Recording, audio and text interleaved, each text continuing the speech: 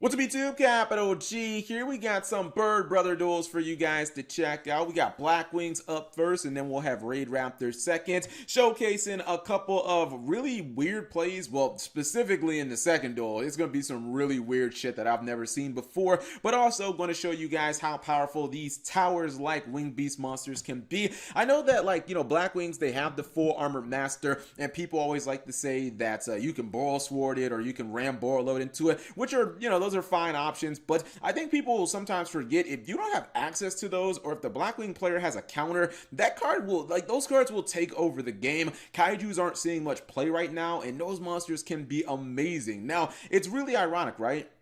Because full armored master should actually be terrible against Cosmos, especially considering, if you guys notice, this dude has so many high level monsters. Like, he's running Dark Eclipser, which a lot of Cosmo players don't run. He's got Dark Destroyers, so these guys can run into full armored master, and that should be able to get it done. Not exactly sure why he's running Light Rays and Cosmos, which is just kind of weird. He went for the Steam the Cloak play off of Needle Fiber. I believe that play is banned in the OCG now. If we get Needle Fiber in Savage Strike, at least we'll have the play, but in the OCG that play was a little too OP and they banned it out. Now this was so weird. Summoning Sirocco, I was like, oh my god, what year am I in? Is this 2010? Because when I taught my last regional with Blackwings, I was playing Sirocco in the main deck, 3 copies, and no one runs that fucking card anymore. So you can see right now he is going with the Dark Eclipser and Dark Destroyer beatdown, and you would think that this would get the job done. I don't know why in the freaking heck he decided to take those two 3,000 attack monsters and convert them into a 20. Like, come on, man. Your back row, obviously your opponent's back row is not doing anything. Call by the Grave's not even good against Cosmo, to be honest. Like, I mean, I guess you can, when the ships try to activate in the graveyard, it's okay, but I mean, if the back row was that big of a problem, he would have already used it. Now he is going to use Gale, and he goes into that full armor master, and my goodness, I'm just so disappointed in this Cosmo player. He's literally doing the work for his opponent. He torrentials the field, and he's like, I got him now, Cap G. I'll just torrential. Oh wait, it's unaffected by all card effects? Dang, Cap, it's not even affected by my torrential. This card is actually, man, I was playing this. It's a little embarrassing. I wish I would have saved the replays, but I was playing Salamangreats, which, I think is an amazing deck, and I played against Blackwings, and I'm not gonna lie, I actually got bodied in a 2 out of 3. Now, I went to game 3, but he kept summoning this fucking card, and I couldn't kill it. He summoned it 3 times in a duel. I killed the first one by running Borolo Dragon into it, and then he activated Soul Charge and just summoned 2 more, and I was like, oh my god, I'm gonna actually fucking lose the Blackwing. So, a lot of decks will struggle to be able to kill this card, and I personally think that if you just have like one back row with your 4 armor master, I feel like most decks can't kill it. I'm a big advocate, you guys know, of things like Lost Wind and Breakthrough Skill. Like, put this card on field with a Lost Wind behind it. Like, see if your opponent's able to kill it. Chances are they're just not going to be able to. And it's so ironic because, again, if there was one deck that should have been able to just kill this, it should have probably been Cosmo. He finally is able to get his Dark Destroyer on board. Unfortunately, his opponent plays Black Sonic. The Ghetto Mirror Force, and that basically does the job. Black Sonic really is good against Cosmos, ironically, and it did give him that protection, but I feel like if he hadn't wasted his 3,000 attack monsters so frivolously, I feel like this would have never been, it would have never been an issue. He just would have been able to win the game very easily. I don't know why he went to that Exceed play, which was just kind of baffling, but that was a game that was probably thrown away.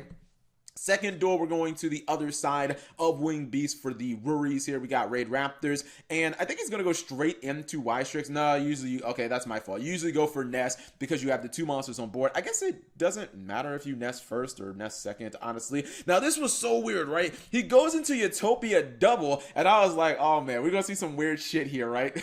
Like, who summons Utopia? Man, I told you guys, Utopia double is awesome, but I never thought that I'd see this. Goes into the YCS prize card, or former YCS prize card, Utopia Kaiser. This is number 93, and I was just looking, I was like, can you even resolve this effect? He can resolve it if he goes into the Phantom Knights of Rusty Bardique. He needs to basically, he's doing this because he needs to open up new monster zones. He needs 2 monster zones open. Now he can actually use the Utopia Kaiser, and he summons a couple of weird number monsters, number 89, and I think this is a C monster. It's like, this is the Gimmick Puppet one, I think. Yeah, C15. I really gotta go back and watch Zexel, man. I gotta go back and watch Zexel so I can identify these things just on sight. And this is weird He's not even going for the Phantom Knights of Fallblade, which usually people do. He goes for both rank up cards. His opponent, Twin Twisters, I don't know why. He probably should have guessed that he had those two, and he's going to go ahead and rank them both up. Now he's going to go for the Raidraptor Ultimate Falcon. So he's like, Cap G, Blackwing's got a towers, not a problem. We got a towers as well. And he goes for the DDD. This is the Kali Yuga. This is the one that kind of has the Heavy Storm built into it. Now it does skill drain a couple of your monsters, but obviously the Ultimate Raidraptor,